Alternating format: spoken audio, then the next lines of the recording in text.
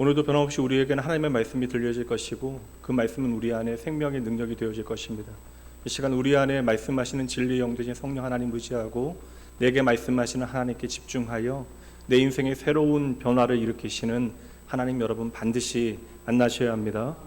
오늘부터 날 향한 멋진 계획이 있다라고 하는 새로운 주제로 하나님의 말씀 나누도록 하고요. 오늘은 첫 번째 시간으로 하나님이 그리시는 큰 그림이라고 하는 제목으로 하나님의 말씀 함께 나누도록 하죠. 이번 주제 시리즈 설교의 전체 성구가 주제 말씀이 예레미야 29장 11절 말씀입니다. 함께 읽어봅니다. 여호와의 말씀이니라 너희를 향한 나의 생각은 내가 아나니 평안이요 재앙이 아니니라 너희에게 미래와 희망을 주는 것이니라. 아멘. 성경의 모든 말씀이 소중한 말씀이지만 개인적으로도 손꼽히는 아주 좋아하는 말씀 가운데 하나입니다. 이 말씀으로 저는 희미한 내일에 대해서 소망을 품었고 흔들리는 오늘을 이겨낼 수 있는, 버틸 수 있는 그러한 어떠한 힘이 되어졌던 말씀인데, 오늘도 거친 세상 가운데 씨름하는 여러분 모두에게 주시는 아버지 하나님의 든든한 약속과 격려와 위로로 이 말씀 여러분 받으시기 바랍니다. 예수로 나의 구주 삼고 이제 그 십자가 보혈로 거듭난, 그리하여 내가 이제 하나님의 자녀라고 하는 분명한 확신을 살아가고 있는 그러한 저와 여러분에게 이제는 내가 분명한 어떤 정체성을 깨닫게 되어졌잖아요. 내가 이제 예수로 말미암아 하나님의 자녀가 되어졌다. 내가 이제 예수로 말미암아 하나님의 백성이 되어졌음을 우리가 믿고 우리의 인생을 살아가는데, 막상 그러한 정체성을 가지고 눈앞에 있는 현실을 살아내다 보면 종종 의문이 듭니다. 하나님께서 과연 나의 인생을 굽어보시는가?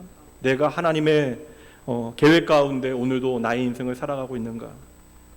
지난주 오랜 시간 동안 사랑하는 가족의 그 투병 생활을 도와왔던 한 성도님 통화하고 기도해 드렸는데, 특별히 그 가족 되시는 분께서 건강 상태가 상당히 좀 위독해지셔서 참 힘든 가운데 계신 성도님이었습니다.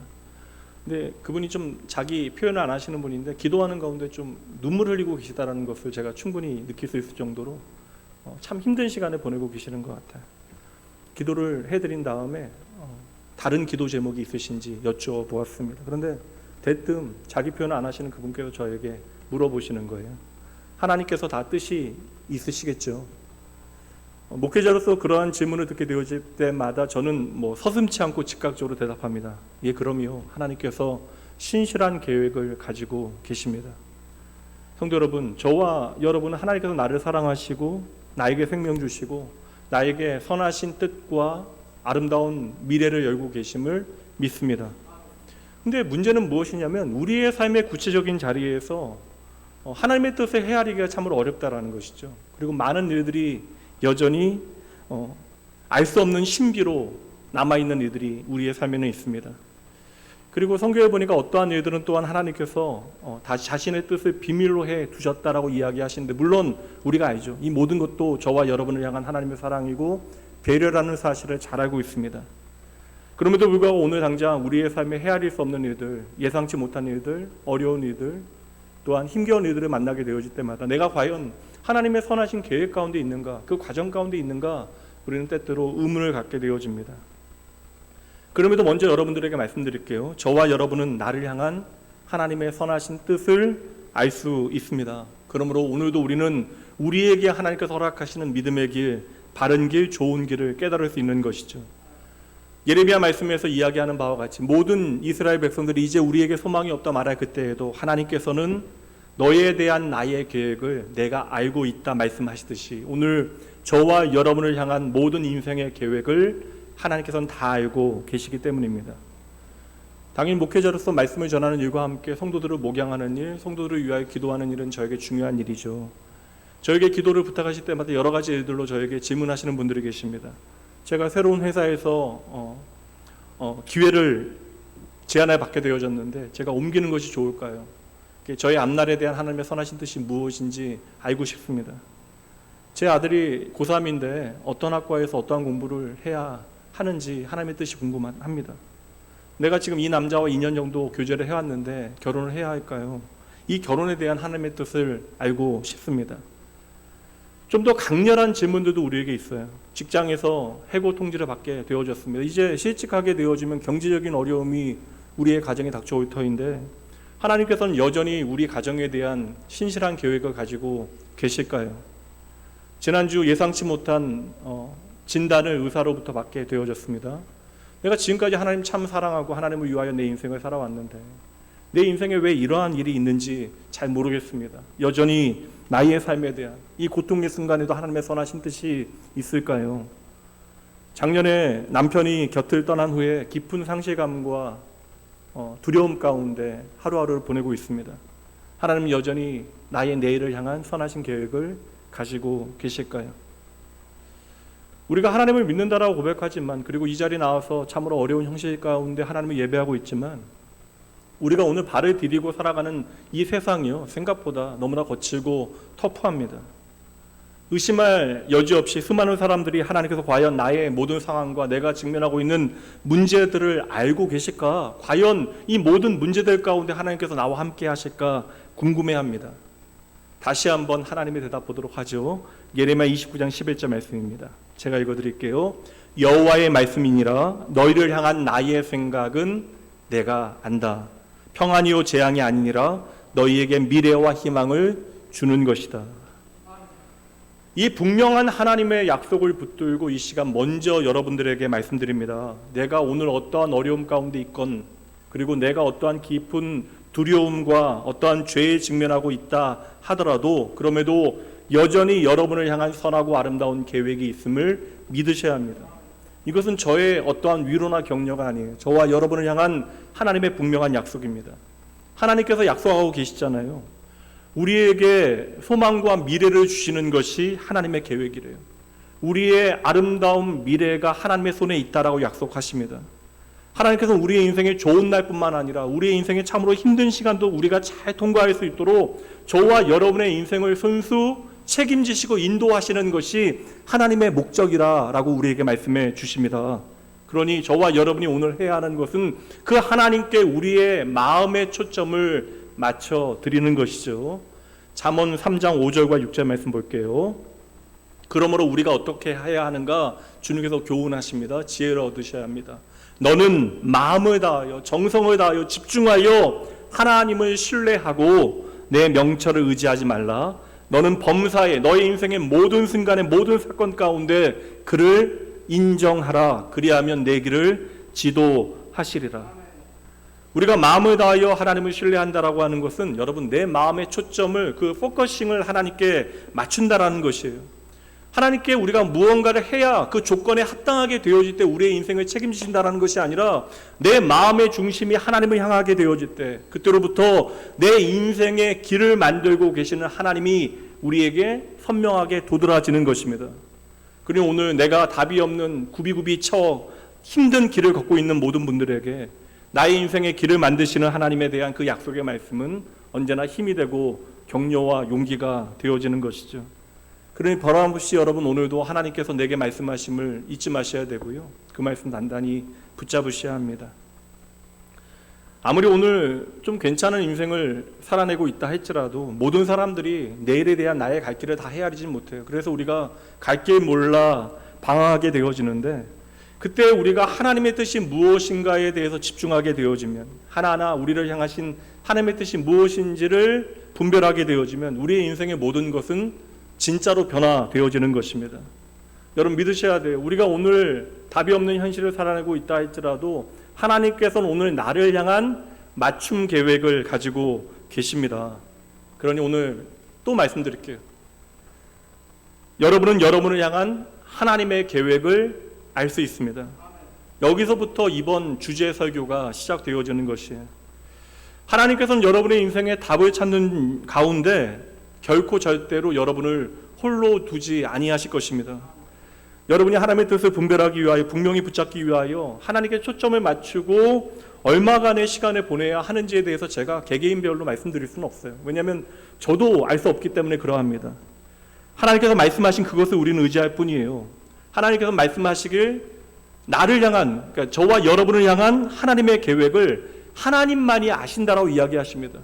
이건 어떠한 독점적인 지효와 어떠한 독점적인 어떠한 지식이 하나님께만 있다라고 하는 내용이 아닐 것 같아요. 하나님이 전지하시다라는 것을 우리에게 말씀하시는 것에서 멈추는 말씀이 아닙니다.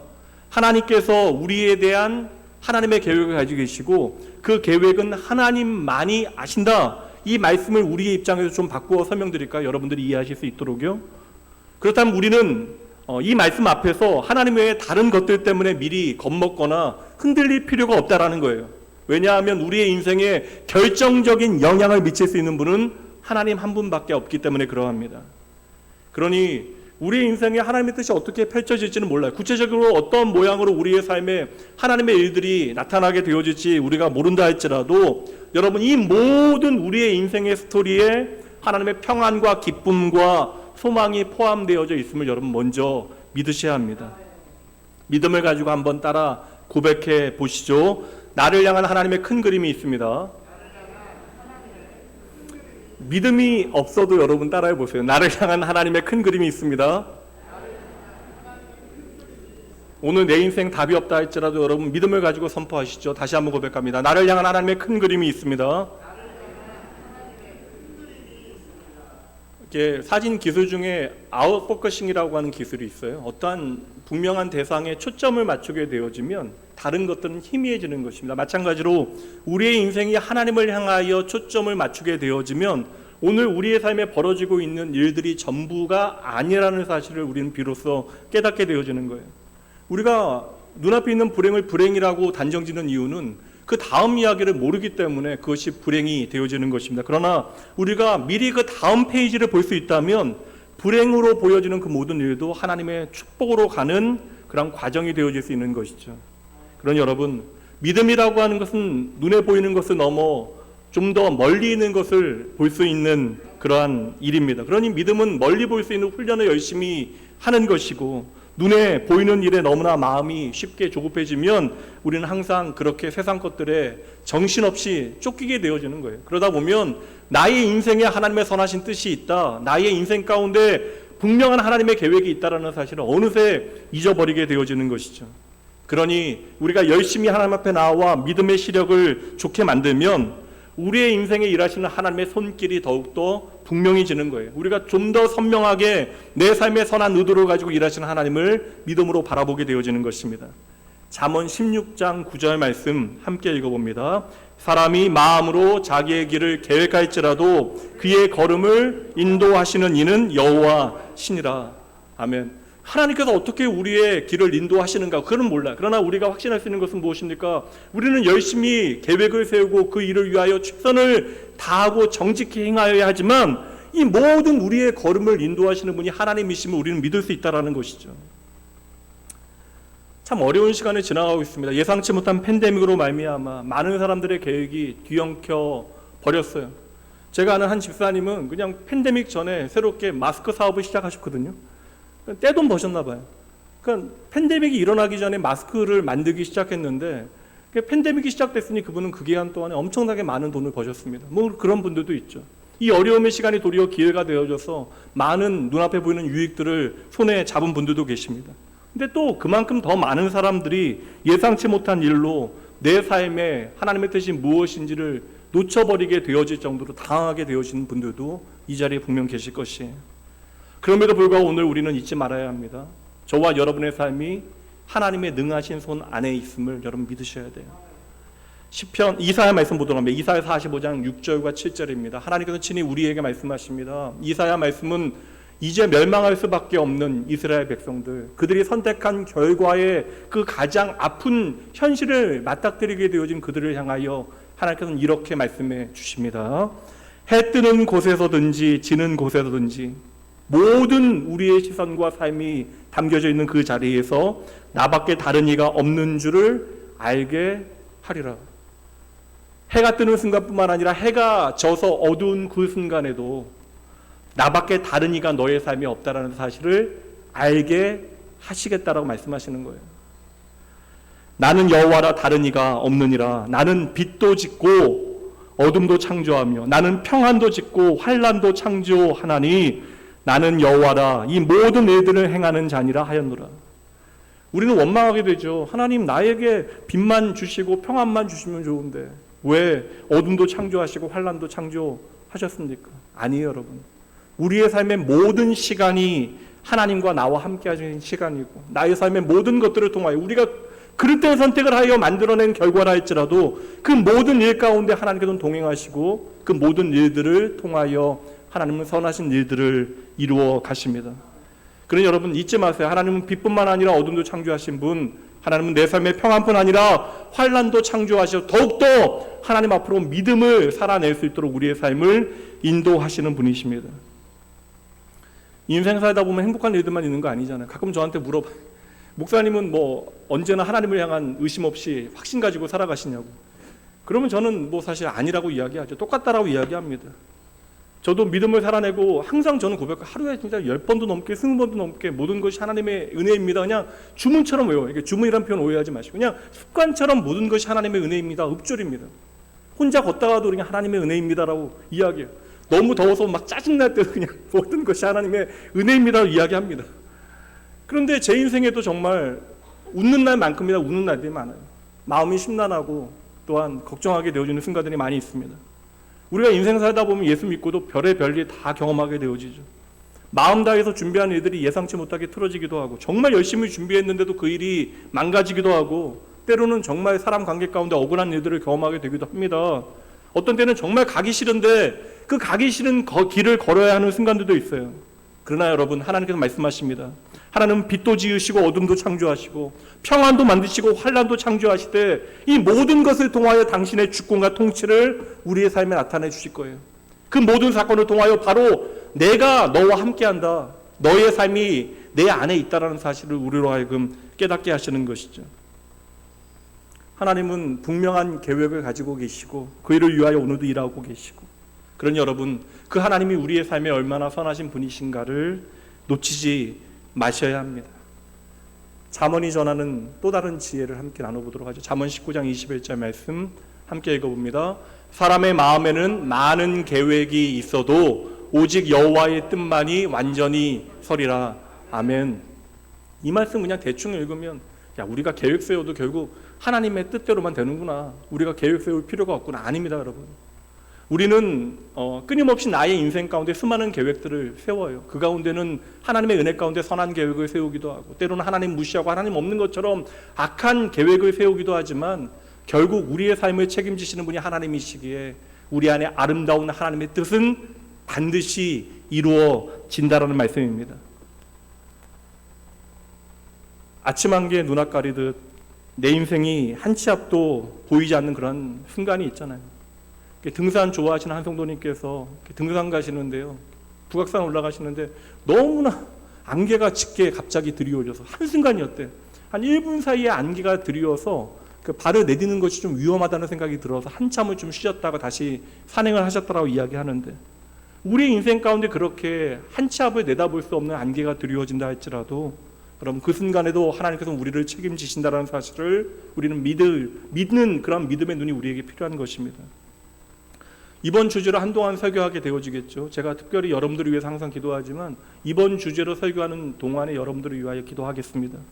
우리 모두 하나님의 그 선하신 은혜, 그 돌보심, 그 하나님의 함께하심, 그 무한한 사랑을 경험해야 되는데 지금까지와 달리 우리의 삶에 아주 특별한 방법으로, 새로운 방법으로 나와 함께하신 하나님을 여러분들 풍성하게 경험하게 되어지기를 위하여 함께 기도하도록 하겠습니다.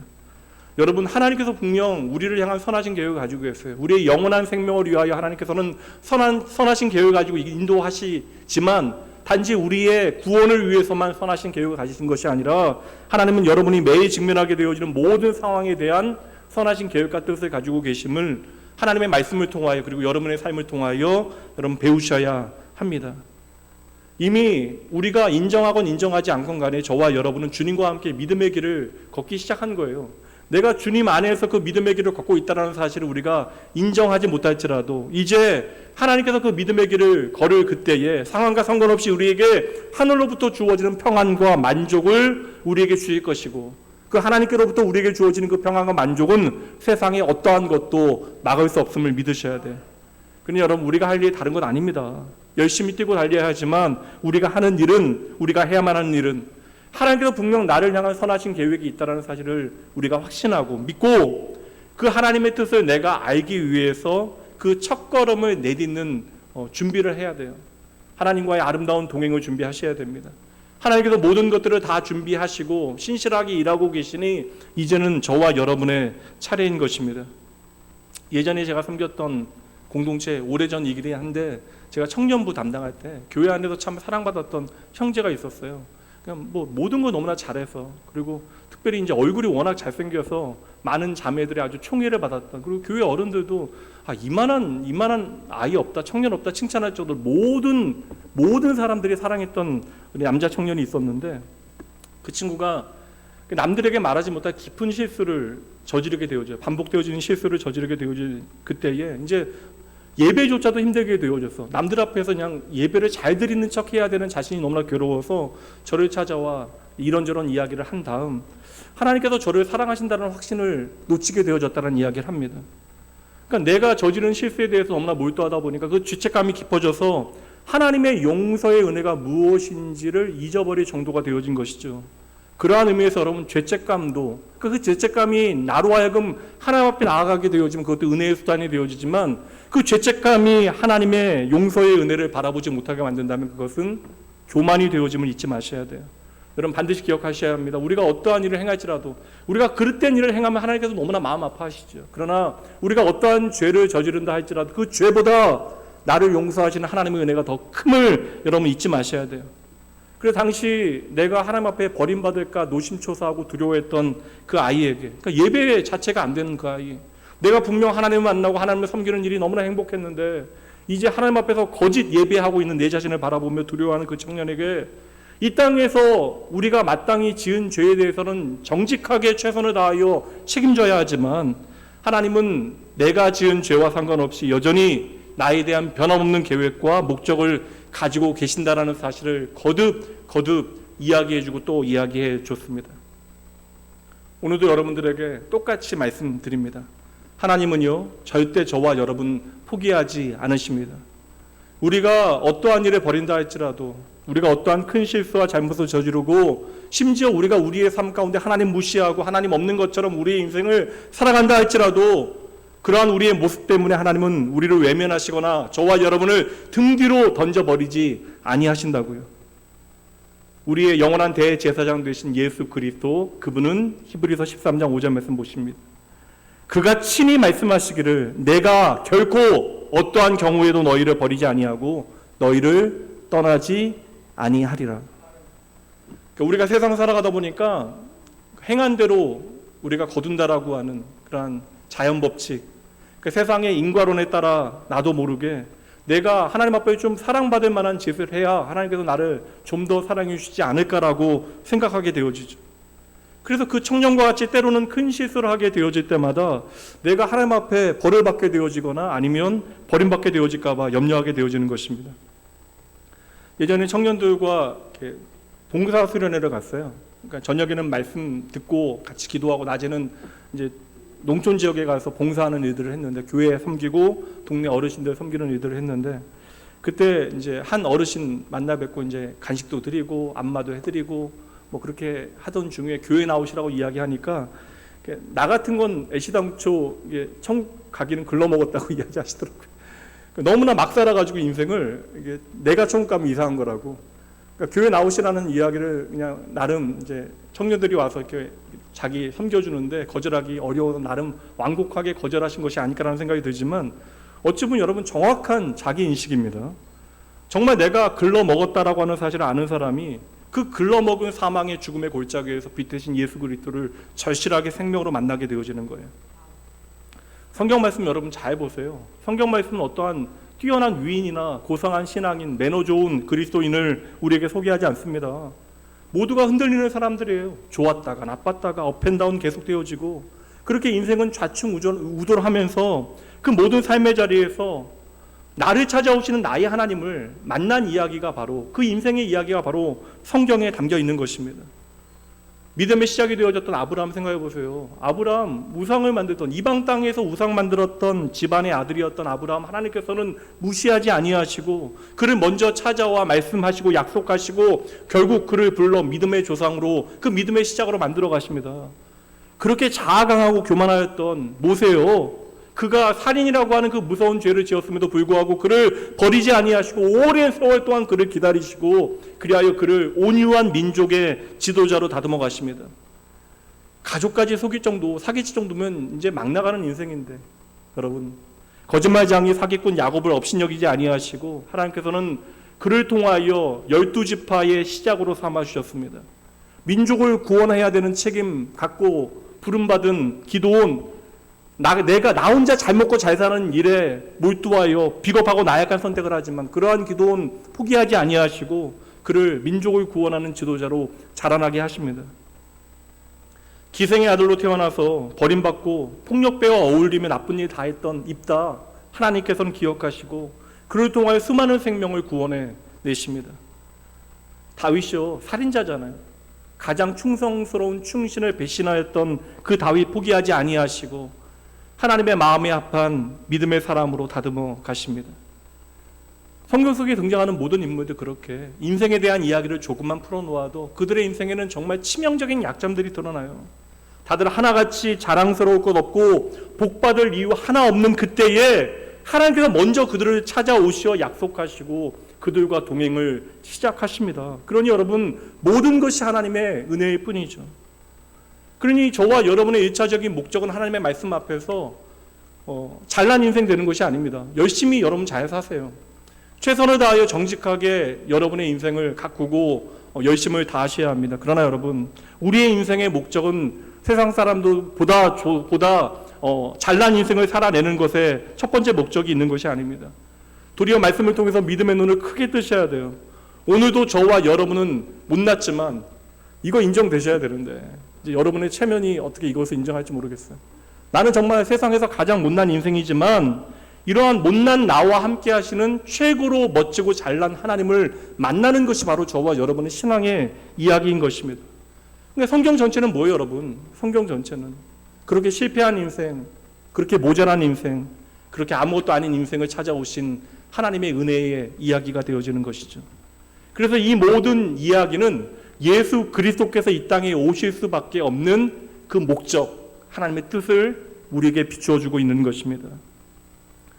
예수님께서 누가복음 15장에서 아주 유명한 스토리를 3가지 이야기하세요. 아주 유명한 스토리 텔링을 하시는데 첫 번째는 잃어버린 양을 찾게 되어지는 목자의 이야기, 두 번째는 소중한 동전을 잃어버린 여인이 동전을 찾아내는 이야기, 세 번째 마지막은 아버지를 배신하고 떠나간 그 아들을 끝까지 기다리는 아버지의 이야기를 들려주십니다. 3가지 이야기의 배경은 다 달라요. 그들이 처해 있는 상황과 또한 인생의 조건도 다 다릅니다. 그러나 그 3가지 이야기는 모두 주제가 동일해. 뭐예요? 하나님께서는 택하신 자녀를 결코 잃어버리지 아니하신다. 반드시 찾아내신다. 그것이 하나님의 목적이다. 요한복음 6장 39절 40절 말씀 볼게요. 나를 보내신 이의 뜻은 내게 주신 자 중에 내가 하나도, 그 하나도에는 저와 여러분이 포함되어 있는 거예요. 그 하나도 잃어버리지 아니하고 마지막 날에 다시 살리는 이것이니라. 내 아버지의 뜻은 아들을 보고 믿는 자마다 영생을 얻는 이것이니 마지막 날에 내가 이를 다시 살리리라 하시니라. 그러니 성경의 모든 이야기는 그저 기록되어진 신기한 이야기가 아니라, 저 먼 옛날 특별한 사람들의 이야기가 아니라 저와 여러분의 이야기가 되어지는 거예요. 오늘 이 자리에 있는 우리의 이야기가 되어지는 것입니다. 이 말씀은 바로 우리의 인생을 비춰내고 있는 것이에요. 오늘도 얼마나 많은 사람들이 인생의 바른 방향을 놓치고 방황하고 있는지 모릅니다.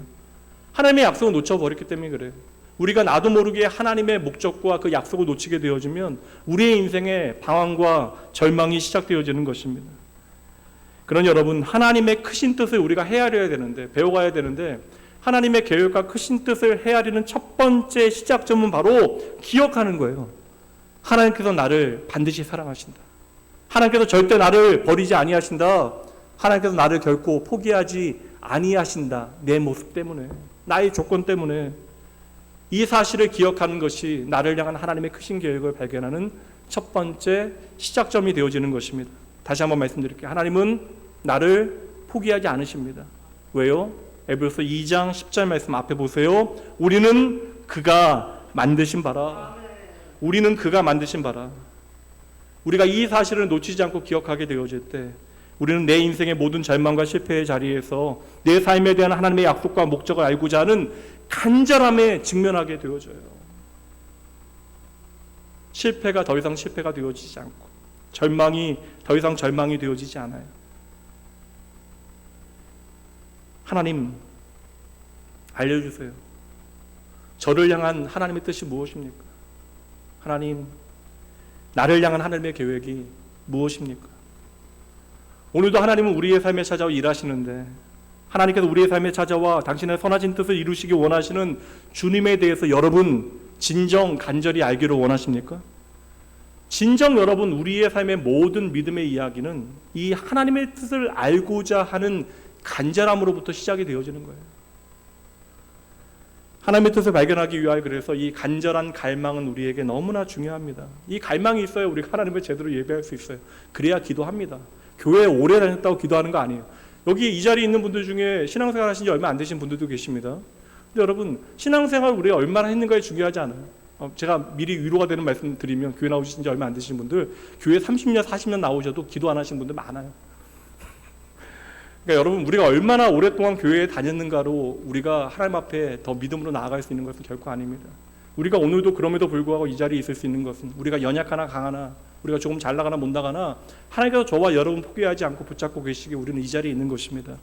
그러나 여러분 하나님은 변함없이 우리의 삶에 일하시니 우리가 가져야 되는 것은 그 하나님에 대해서 알기를 갈망하는 거예요. 그게 여러분 경건입니다. 경건은 우리의 행동이 아니에요. 우리의 인생의 그 선하신 하나님에 대해서 집중하는 것이 바로 경건의 시작이 되어지는 것이죠. 그래서 내가 진정 하나님의 뜻을 알기 원한다면 이 간절한 갈망이 우리에게 반드시 있어야 하는 거예요.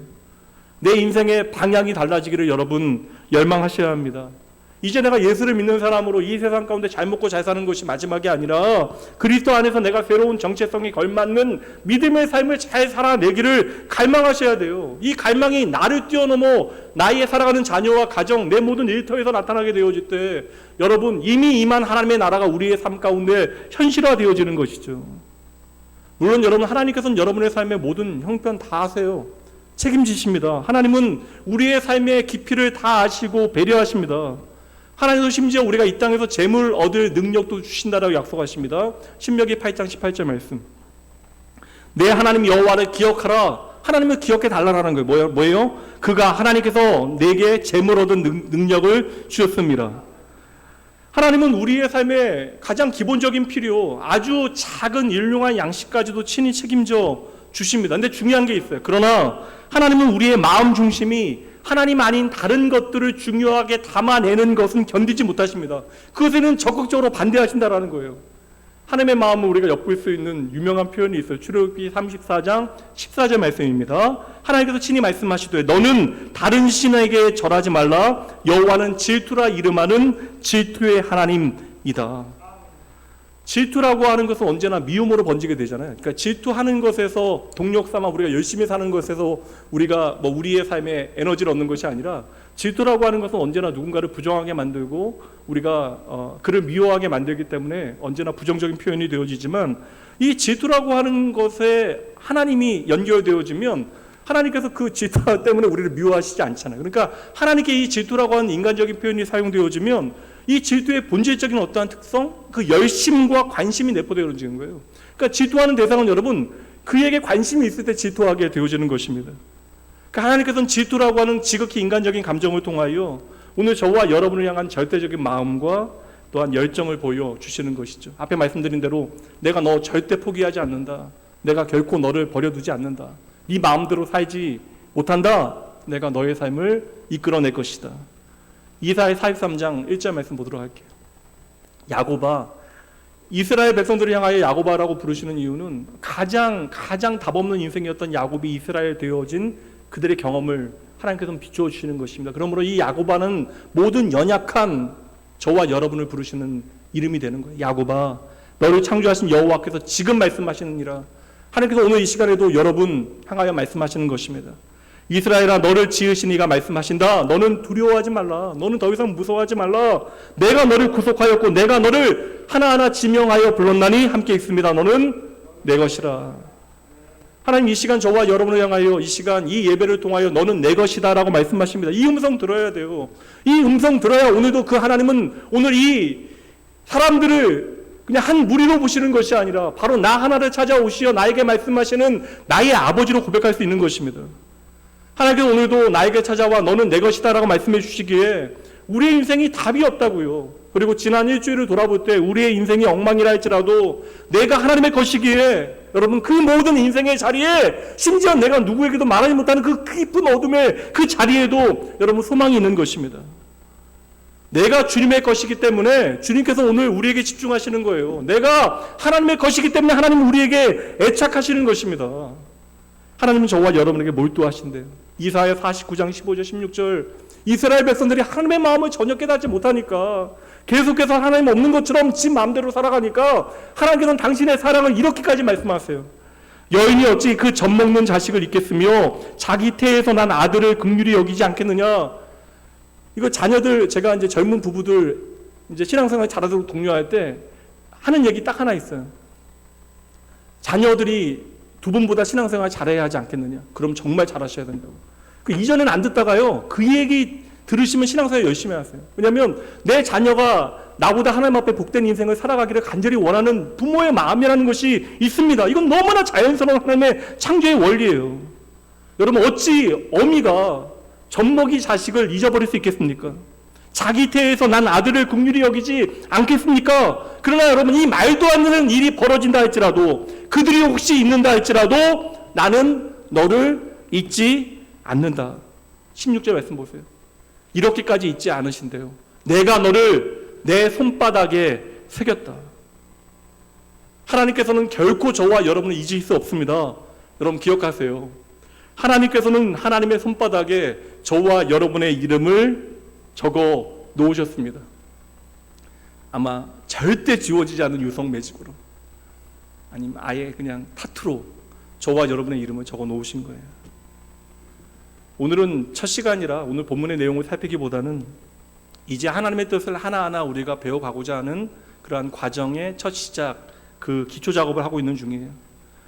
오늘 말씀에는 이제 하나님께서 그의 인생을 향한 그 뜻을 보이시는, 그리하여 그 인생이 새로운 전환점을 맞이하게 되어지는 한 사람의 이야기가 나옵니다. 여러분 지난주에도 나눴지만 어부 베드로가 등장을 해요. 어부 베드로 하나님을 믿어요. 그런데 내 인생을 하나님께서 돌아보신다, 나를 향한 하나님의 큰 그림이 있다라고 하는 사실 전혀 알지 못하고 그냥 하루하루 그저 그런 인생을 흘러가는 대로 살아가고 있습니다. 베드로가 예수님을 처음 만나게 되어지는 그날을 보세요. 모든 상황이 다 나빠요. 밤새 그물질하고도 아무것도 얻지 못한, 하루 벌어 하루 먹는 어부가 지금 밤새 수고하였으나 아무것도 얻지 못하여 당장 오늘의 끼니를 걱정해야 되는 상황 가운데 그렇게 가장 운수 없는 날을 맞이하였을 때에 예수님께서 그를 찾아오십니다. 베드로의 입장에 생각해보면 이 모든 일은 그냥 우연이에요. 그냥 벌어지는 일들입니다. 일진 사나운 밤이 지나가고 아침이 되어져 지쳐서 그물 정리하고 있는데 하필 그때에 가장 안 좋은 때에 예수님께서 베드로 찾아오십니다. 게다가 왜 예수님께서는 하필 가장 안 좋은 상황에 있는 베드로의 배를, 많은 배가 있는데 왜 베드로의 배를 빌리실까요? 게다가 예수님께서는 좋은 제자 뽑으시겠다고, 좋은 제자 부르시겠다고 밤새워 기도하셨거든요. 그렇게 간절히 예수님께서 2번 밤새워 기도하셨는데 한 번은 제자 부르실 때, 한 번은 십자가를 앞두고 예수님께서 밤새워 기도하셨는데 그렇게 제자들을 부르시기 전에 밤새워 기도하신 예수님께서 왜 하필 처음 찾아온 제자가 그렇게 지치고 실패한 낙담한 베드로여야 하겠습니까? 저와 여러분은 베드로의 인생의 모든 격정적인 스토리를 다 알고 있지만 베드로는 지금 전혀 알지 못하고 있잖아요. 그러나 예수님께서는 하나님께서 베드로를 향하여 어떠한 뜻을 가지고 계시는지를 다 알고 지금 오늘 베드로를 찾아오신 것입니다. 그러니 이 모든 사건은 결코 우연이 아니죠. 그러니까 우리가 우연이라고 생각하는 그 모든 그 사건들에도 하나님의 필연이 담겨져 있음을 우리는 믿음으로 바라봐야 돼요. 우리가 이것을 믿음으로 바라볼 때 우리의 삶을 향한 하나님의 선하신 뜻이 무엇인지에 대해서 고민이 시작되어지는 것입니다. 이렇게 베드로를 찾아오신 주님께서 대뜸 베드로에게 말씀하시되 4절 말씀 보세요. 말씀을 마치시고 지금 베드로에게 배를 빌려달라 말씀하셔서 군중들에게 설교하신 다음에 말씀을 마치시고 시몬에게 이르시되 깊은 데로 가서 그물을 내려 고기를 잡으라. 사람들에게 말씀을 전하시기 위해서 배를 빌리는 일에는 예수님께서 베드로에게 부탁을 하세요. 배를 빌려달라고. 그런데 이제 그 말씀을 마치시고 베드로에게 선택의 여지가 없는 명령을 하시는 거예요. 깊은 곳에 가서 그물을 내려 고기를 잡으라. 이거 얼마나 따르기 어려운 요구입니까? 갈릴리 바다의 특성은 너무나 잘 아는 어부들은 깊은 물에 가지 않아요. 수온이 너무나 낮아서 물고기가 살지 못합니다. 그러니 깊은 곳에 가지도 않고 깊은 곳에 그물을 내리지도 않습니다. 근데 지금 베드로는 그 말씀에 순종했다고요. 그 명령에 순종합니다. 쉽게 얘기하면 우리가 인생의 모든 과정을 아니까, 베드로의 인생의 모든 스토리를 아니까 베드로는 베드로의 인생 가운데 가장 최선의 결정을 한 거예요. 최고의 선택을 한 것입니다. 먼저 여러분 순종의 가치를 말씀드릴게요. 순종의 가치를 아셔야 돼요. 순종은 우리의 인생을 향한 하나님의 큰 그림을 보게 하는 능력이 그 안에 있어요. 그래서 우리가 오늘 말씀을 볼 때 1차적으로 베드로의 순종에 대해서 집중하고 있지만, 여러분 잘 보세요. 하나님께서 언제나 하나님의 사람을 부르실 때에 먼저 하나님께서는 찾아가시고 그 사람이 주님을 신뢰할 수 있도록 그 모든 상황을 만들어 가십니다. 그리고 나서 그 사람에게 말씀하셔 그 삶을 인도해 내시는 것이죠. 당장 베드로가 알 수 있는 것은 아무것도 없어요. 밤새 그물질을 하고도 얻은 것이 없습니다. 근데 그 나쁜 상황 가운데 주님께서 찾아오셔서 지금 순종을 요구하신다라는 것이죠. 이 순종은 정말 어려운 거예요. 그러니까 인간적인 상황에서 판단하면 이 순종은 너무나 어려운 것, 정말 쉽지 않은 것. 그러니까 베드로가 대단한 것이죠. 근데 베드로가 이 다음에도 정말 얼토당도 않는 일들 많이 벌이거든요. 그럼 어떻게 이렇게 주님을 만나자마자 엄청난 순종을 할 수 있었는가? 이 모든 일이 주님께서 하신 일이에요. 베드로의 어부로서의 그 인생의 경험은 지금 주님의 말씀에 노라고 대답할 수 있는 수많은 이유의 목록을 가지고 있습니다. 그러나 그 주님의 음성이 나에게 단순하게 들리지 않는 거예요. 그 주님의 음성이 나에게 살아있어 나의 내면을 건드는 말씀으로 내 마음을 건드렸고, 그래서 그 주님의 마음에 갑자기 순종하고 싶은 마음이 들었던 것입니다. 저는 좀 생각을 해봐요. 왜 예수님께서 베드로의 배를 빌리셨을까? 베드로는 밤새도록 그물질 하였으나 고기를 얻지 못해요. 그리고 지금 지친 몸으로 그물을 씻고 있습니다. 빨리 들어가서 몸을 누여야 돼요. 근데 예수님께서 하필 그 베드로에게 찾아가서 배를 빌려달라고 이야기하세요. 그리고 그 배를, 작은 배를 설교 단상 삼아 사람들에게 말씀을 전하십니다. 베드로는 싫어도 가장 가까운 곳에서 이 앞자리에서 지금 말씀을 들어야 하는 거예요. 먼저 이 하나님의 말씀을 특별하게 들을 수 있는 자리로 주님께서는 베드로를 초대하시고, 그리하여 그 모든 말씀을 전하신 후에 베드로에게 찾아가 지금 베드로가 거역할 수 없는, 거부할 수 없는 명령을 하신 것이죠. 그러니까 오늘 말씀은 사실 긴장감이 감도는 현장이에요. 베드로의 눈이 지금 주님께로 고정되어져 있던 그 순간, 아침부터 태양은 너무나 뜨겁고 베드로는 이미 기진맥진해 있습니다. 그물은 다 정리가 끝났잖아요. 좀 일찍 얘기하시면 얼마나 좋아요. 내가 설교 끝나고 이제 너한테 하나 명령할 텐데 아직 좀 그물을 씻지 말고 정리하지 말고 가만히 있어라. 근데 안 그렇다고요. 베드로는 지금 그물을 다 정리 끝났는데 지금 모든 상황은 주님을 향해 안 됩니다라고 대답해야 돼요. 늦었지만 지금이라도 빨리 들어가서 쉬어야, 몸을 좀 자리에 누여야 저녁이 돼서 다시 일터로 돌아올 수 있죠. 그럼에도 불구하고 베드로는 주님의 말씀에, 그 명령에 천천히 고개를 끄덕입니다. 5절 말씀. 시몬이 대답하여 이르되 선생님, 우리들이 밤이 새도록 수고하였을 때 잡은 것이 없지만은 말씀에 의지하여 내가 그물을 내리리이다. 그날 상황 좋은 거 아무것도 없다고요. 그런데 우리가 베드로가 어떻게 순종할 수 있었는지 그 순종의 열쇠를 여기서 찾을 수 있습니다. 말씀에 의지하여 내가 그물을 내리겠습니다. 말씀에 의지하여. 오늘 우리가 베드로의 순종 대단하게 볼 필요가 없는 이유가 무엇입니까? 우리가 왜 순종할 수 있어요? 우리가 어떻게 순종할 수 있습니까? 오늘 나에게 말씀해 주시는 분이 계시기 때문에 우리가 순종할 수 있는 거잖아요. 그러니까 오늘 우리에게 말씀하시는 하나님은, 우리에게 순종을 요구하시는 하나님은 우리에게 순종이라고 하는 놀라운 축복의 기회를 주시는 분이심을 여러분 믿으셔야 돼요. 여러분 오늘도 내게 말씀하신 하나님이 계시기에 여러분 우리가 하나님의 부르심에 믿음으로 응답할 기회를 얻게 되어지는 것입니다. 한순간 보세요. 모든 절망의 자리에 베드로의 그 빈배, 절망의 자리잖아요. 그 베드로의 작은 빈배는 이제 주님께서 서서 생명의 말씀을 전하는 설교의 강단이 되어졌고, 이제 그 작은 배는 베드로를 향한 하나님의 뜻이 이루어지는 그 첫 시작이 되어지는 현장이 되어졌던 거예요. 지금 베드로가 그 작은 배를 타고 깊은 곳으로 나아갑니다. 베드로가 노를 젓고 있지만 그 배는 하나님의 뜻대로 움직이고 있는 것이죠. 그러니 이 사건은 결코 우연이 아닙니다. 베드로가 드디어 깊은 곳에 이르게 되어졌고 그곳에 그물을 내리게 되어져요.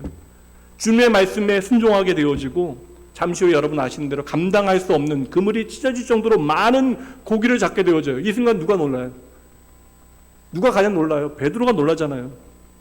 그러니까 베드로는 다시 말하면 순종하면서도 고기를 잡게 되어질 것을 전혀 기대하지 못합니다. 그래서 나 홀로 그것을 감당할 수 없다는 생각에 친구들을 불러 모으잖아요. 그 친구가 바로 야고보와 요한 형제입니다. 드디어 예수님께서 처음 부르시는 제자들이 함께 모이게 되어지는 거예요. 그때까지도 생각해 보세요. 예수님께서는 베드로가 그 모든 일을 행할 때까지 해변가에서 베드로를 주목하며 지켜보고 계시는 것이죠. 고기잡이를 마친 베드로가 도착하자마자 주님 앞에 엎드립니다. 그리고 말해요. 8절 시몬 베드로가 이를 보고 예수의 무릎 아래에 엎드려 이르되 주여 나를 떠나소서 나는 죄인입니다. 이 현장은 베드로의 운명을 바꾸는 하나님의 계획의 첫 번째 퍼즐이 맞추어지는 현장이었지만 여러분 저는 이 말씀에 도리어 좀 격려를 받아 위로를 받습니다. 저와 여러분을 향한 하나님의 계획이 얼마나 친밀하고 사랑 넘치고 아름다운가를 우리에게 보여주고 있는 거예요. 주님께서는 기계적으로 저와 여러분에게 공포를 심어주시고 그리하여 우리가 주님 따르지 않으면 죽을 것 같은 두려움 가운데 우리를 억지로 주님 따르게 하시는 분이 결코 아니세요. 지금 충격적인 사건에 엎드려 있는 베드로에게 주님께서 말씀하십니다. 10절이요. 무서워하지 말라. 두려워하지 말라. 이제 후로는 네가 사람을 취하리라. 이 말씀 때문에 베드로의 인생에 전격적인 전환점, 터닝포인트가 시작되어지는 거예요. 별다를 것 없는 하루 일과를 마무리하게 되어져요. 어느 날보다도 운서 없었던 그날 지치고 힘든 베드로에게 주님께서는 찾아오십니다. 그리고 빈배되어졌던 베드로의 작은 고깃배를 통하여 놀라운 일들을 행하시는 것이죠. 이제 베드로의 인생에는 더 놀라게 되어질 놀라운 하나님의 크신 계획들이 하나하나 차근차근 펼쳐지게 되어질 것입니다. 여러분 오늘 말씀의 마지막 장면 보도록 하세요. 11절 말씀입니다. 그들이 베드로를 육지에 대고 모든 것을 버려두고 예수를 따르니라. 결론이 참 인상적이에요. 베드로가 그래서 순종해서 고기를 많이 잡았다. 그러니까 우리가 원하는 인간적인 결론은 이것이어야 되는데 고기를 많이 잡는 것이 그의 인생의 가장 중요한 목적이었을 터인데 고기를 많이 잡았는데 그 모든 것들을 내려두게 되어집니다. 버려두게 되어집니다. 그래서 오늘 말씀의 마무리는 새로운 시작이 되어지는 거예요. 베드로는 이제 자신을 향한 하나님의 계획을 붙잡게 되어져요. 다 알지는 못하지만 주님을 따라야만 한다라는 마음을 갖게 되어진 것이죠. 이제 그의 인생에 하나님의 계획이 차근차근 이루어지는 서막이 열린 것입니다. 참 이제 이게 힘들어요. 베드로는 우리가 이제는 시작됐다 할 수 있지만 우리는 베드로의 마지막까지 다 알고 있지만 저와 여러분은 우리의 내일을 알지 못하잖아요. 그러니까 우리는 여전히 눈에 보이는 결과를 급히 원합니다.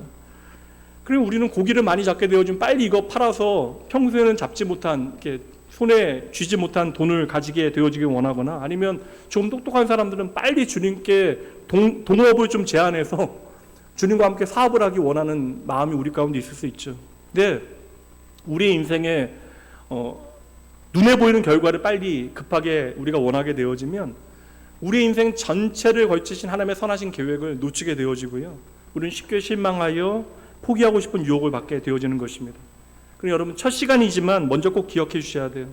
우리가 하나님의 뜻을 알아야 돼요. 하나님의 계획을 배워야 되는데 하나님의 뜻을 충분히 경험하게 되어지는 것은 즉시 한순간에 일어나는 것이 결코 아닙니다. 그래서 여러분 우리에게 시간이 필요한 것이에요. 때로는 그것은 우리의 평생에 걸쳐서 하나님의 뜻을 차근차근 배워가야 하는 그런 시간들이 우리에겐 요구되어지는 것입니다. 중요한 것은 베드로의 인생의 터닝포인트가 시작된 거예요. 주님의 말씀에 주님께서 보여주시는 것에 순종하여 인생의 방향을 바꿉니다. 그리고 내 인생에 내가 소중하다 여겼던 그런 것들을 내려놓고 이제 주님과 함께 그 믿음의 걸음을 시작하게 되어지는 거예요. 주님께서 오늘 보여주시는 것만큼만 우선은 걸어가면 돼요. 그것이면 여러분 충분합니다. 중요한 것은 단 하나 처음부터 말씀드렸습니다. 하나님께서는 저와 여러분에 대한 계획이 있으십니다. 하나님께서는 저와 여러분에 대한 계획이 다 있으십니다. 많은 순간 우리의 삶에 하나님께서는 순리대로 인도하세요. 세상의 순리대로 저와 여러분의 삶을 인도하시기 때문에 우리가 그것이 하나님의 은혜인 것을 몰라. 오늘 우리가 일용할 양식을 먹는 거, 우리가 건강하게 이 예배의 자리에 나온 거, 우리가 사랑하는 사람들과 사랑을 나누고 함께 식탁에 둘러앉는 거, 우리가 열심히 일할 수 있는 이 모든 이 삶의 순리가 하나님의 은혜인 것을 우리가 놓치고 살아갑니다. 그래서 하나님께서는 때로는 우리의 인생을 돌이키시기 위하여 그 인생의 진로에서 우리를 벗어나게 하실 때가 있다는 것입니다. 그러니 오늘 말씀에 베드로를 통하여 보셔야 돼요. 베드로는 지금 그의 인생의 진로에서 벗어나게 돼요. 그가 계획했던 그 계획으로부터 벗어나게 되어지지만 잘 보세요. 실제로는 아닙니다. 베드로는 인생의 진로에서 벗어나게 되어지지만 이 시간으로부터 한 걸음 한 걸음 하나님의 계획의 중심으로 걸어 들어오고 있는 거예요. 많은 사람들이 예수님께서 나에게 관심이 없으시다라고 착각합니다. 그러니까 많은 건 아닌데 우리의 감정상 우리의 삶 가운데 하나님께서 내 삶에 주목하지 아니하시는 것처럼 지극히 작은 나의 삶에 하나님께서 동행하지 않는 것처럼 오해합니다. 여러분 보세요. 저와 여러분을 구원하신 이미 이 모든 일을 이루신 예수님께서 어떠한 일을 하시는지 히브리서 7장 25절 그러므로 자기를 힘입어 하나님께 나아가는 자들을 온전히 구원하실 수 있으니 이는 그가 항상 살아계셔서 그들을 위하여 간구하심이라. 놀라운 말씀이잖아요. 저와 여러분의 구원되신 하나님, 오늘도 나의 구원되신 분이 하나님이심을 믿고 힘입어 마음을 다하여 하나님 앞에 나아가는 자들, 하나님의 뜻을 위하여 하나님의 계획을 위하여 날마다 하나님 앞에 한 걸음 한 걸음 나아가는 자들, 그들을 하나님께서 언제나 기억하시고 예수님께서 친히 그들을 위하여 기도하신대요. 하나님의 보좌 앞에서 저와 여러분의 대변인 변호사가 되어주시겠대요. 예수님 오늘도 저와 여러분을 위하여 기도하신대요. 우리가 유혹에 빠질 때마다, 우리가 어처구니 없는 일들에 넘어지게 되어질 때마다 주님은 여전히 오늘도 하나님의 은혜의 보좌 앞에서 저와 여러분을 대신하여 말씀해 주시겠대요. 저와 여러분의 편이 되어 주시겠대요. 오늘 사건은 사실 베드로가 주님의 말씀에 순종하여 그물을 던진 사건처럼 보여지지만 이것은 그냥 표면, 말씀에 순종하여 그물을 던진 베드로는 표면의 이야기, 그 밑에 이면에 있는 진짜 진리는 베드로를 향한 하나님의 계획이 이루어지고 있는 첫 시작이 되는 거예요. 베드로가 그물을 던진 것이 아니라 하나님의 선하신 계획대로 주님께서 베드로의 인생에 그물을 던지시오. 이제 베드로를 사로잡아 평생 그와 함께 동행의 길을 걷기 시작하시는 것이죠. 이제 베드로는 주님과 동행하며 주님의 뜻대로 평생 믿음의 길을 걸어가게 되어질 것입니다. 오늘 저와 여러분 하나님의 뜻 다 헤아릴 수 없습니다. 그러나 우리가 하나님의 뜻을 알고자 하는 열망이 우리 안에 생겨나고 날마다 하나님의 계획에 집중하게 되어지면 우리는 조금씩 하나님의 뜻을 깨닫게 되어질 거예요. 그리고 날마다 더 하나님의 계획과 뜻을 알기 위해서 간절히 원하게 되어질 것입니다. 그 결과 우리의 예배가 변화되는 거예요.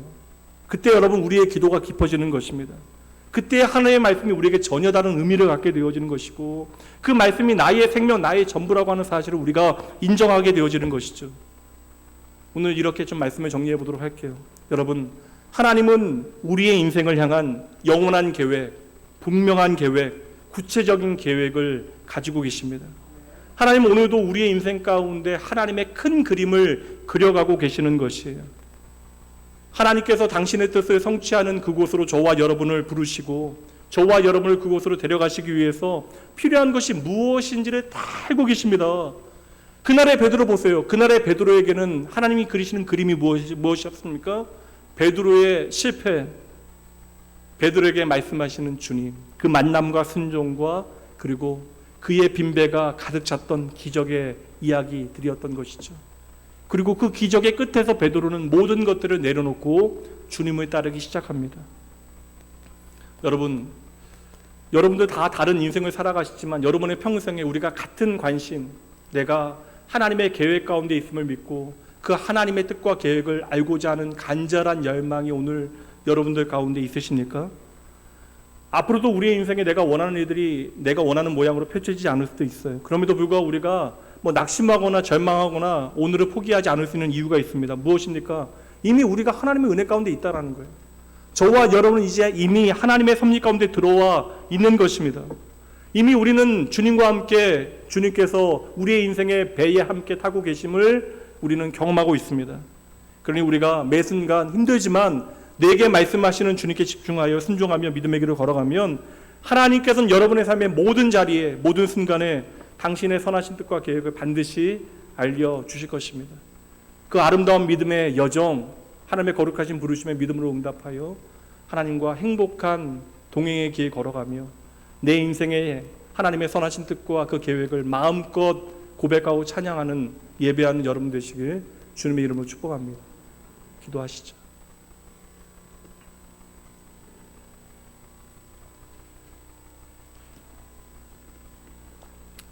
하나님, 모든 것이 하나님의 은혜입니다. 저희가 허락하시는 말씀을 통해서 아버지의 마음을 깨닫게 하시되 하나님, 이 말씀이 스쳐 지나가는 것이 아니라 저희의 삶에 살아있는 능력 되게 하여 주시옵소서. 주님, 저희도 잊지 않고 기억하겠습니다. 나를 향한 하나님의 뜻은 선하십니다. 하나님의 계획은 어떠한 순간에도 결코 실패하지 않습니다. 내 인생이 혹 바닥을 치고 벼랑 끝에 선다 할지라도 하나님께서는 밝음과 어두움, 다양한 인생의 색깔을 사용하시어 저희의 인생을 기가 막히게 빚어가시고 그려가실 것입니다. 하나님, 내 인생의 모든 문제들 또한 상처가 되어지는 모든 일로부터 우리의 시선을 나를 회복하신 하나님, 나의 상처를 치유하신 하나님께 옮기게 하시어 단 한순간에도 결코 하나님을 잊고 사는 인생 되어지지 아니하도록 주여 동행하여 주시옵소서. 사랑하는 주의 자녀들을 정신 차리게 하시고 그리하여 하나님께 초점 맞추게 하시어 세상에 다른 것은 조금 부족하다 할지라도 하나님 경험하는 일에는 풍성하게 하여 주시옵소서. 하나님의 능력과 지혜와 영광을 깊이 묵상하게 하시되 내 삶에 새로운 일을 행하시는 하나님 신뢰하고 나의 모든 그릇된 전세를 하나님께서 어떻게 믿음으로 역전하시는가를 저희를 바라보게 하여 주시옵소서. 오늘도 하나님의 섭리 가운데 저희들 부르시어 말씀하시고 순종의 길을 걸어가게 하시어 하나님의 큰 그림 선하신 계획을 선명히 발견하게 하시는 우리의 길과 진리 생명 되신 예수님 이름으로 간절히 기도합니다. 아멘. 잠시 여러분 기도하시죠. 하나님은 살아계시고 오늘도 말씀하십니다. 오늘 우리가 할 일은 다른 거 아닌 것 같아요. 하나님을 믿고 신뢰하는 마음 가운데 내 삶을 있는 그대로 맡겨드리는 것이죠. 그리고 하나님 앞에 결단하는 것입니다. 하나님의 약속이 반드시 우리에게 이루어질 것을 믿고 나도 하나님 앞에 나의 마음을 담은 작은 약속을 드리는 거예요. 이 시간 잠시 우리가 나의 삶에 하나님이 어떠한 분인가를 기억하고 하나님의 그 선하신 계획, 그 분명한 계획 가운데 내가 함께 동참하기를 원합니다. 하나님의 거룩하신 부르심에 이제 내가 외면하지 아니하고 믿음으로 응답하기 원합니다. 하나님께서 내게 보여주시는 그 믿음의 길을 한 걸음 한 걸음 걸어가기 원합니다. 여러분의 마음 담아 하나님 앞에 잠시 기도하시죠. 하나님께서는 여러분의 마음을 들으시고 연락하실 것입니다.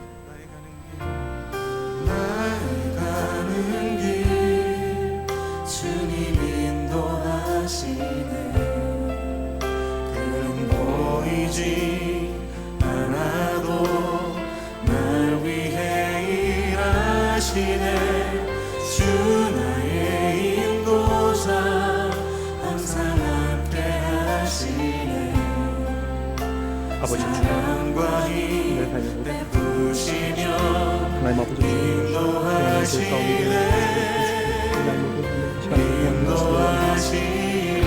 하나님 아버지 돌아가지 않는다 할지라도 말씀하시는 아버지 돌아가지 않는다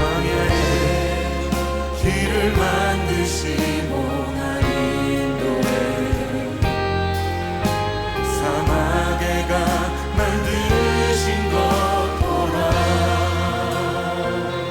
오늘도 하나님의 거룩하신 뜻을 바라보고 그 말씀에 순종하며 믿음의 길을 걸어가는 모든 하나님의 백성들에게 선하신 뜻을 보이실 예수님 이름으로 간절히 기도합니다. 아멘. 제가 바로 헌금 기도하고 축도해야 되는데 오늘 등록해 주신 귀한 믿음의 가정이 있습니다. 세 식구예요. 오늘 그 방송실에 계신데 몇 번 함께 예배를 드리셨습니다. 우리 임상혁 형제님, 이가영 자매님 부부시고요. 이 집에는 이렇게 엄마 아빠보다 더 예쁜 테리라고 하는 딸이 있습니다. 제가 너무 이뻐가지고 볼 때마다 너무 이뻐서 사진도 이제 올라가는 곳에 영화부에 붙여놨는데 너무 이쁜 테리라고 하는 딸이 있어요. 제 테리요. 예, 이쁩니다. 진심으로 환영하고요. 예, 한번 박수 한번 칠까요? 감사합니다. 환영합니다. 예. 잠시 제가 헌금 그리고 우리 귀한 믿음의 가족 위해서 기도하도록 할게요. 기도하고 축도하고 예배 마치도록 합니다. 하나님 아버지, 모든 것이 하나님의 은혜입니다. 그 은혜 저희들 열심을 다해 정직히 나의 삶으로 고백하게 하여 주시옵소서. 내가 책임질 수 없는 일상 가운데서도 주님 바라보게 하시니 이것도 감사합니다. 하나님, 내 삶의 모든 예상치 못한 상황 가운데 나의 반석 되신 하나님 더욱더 의지하게 하시고 그 모든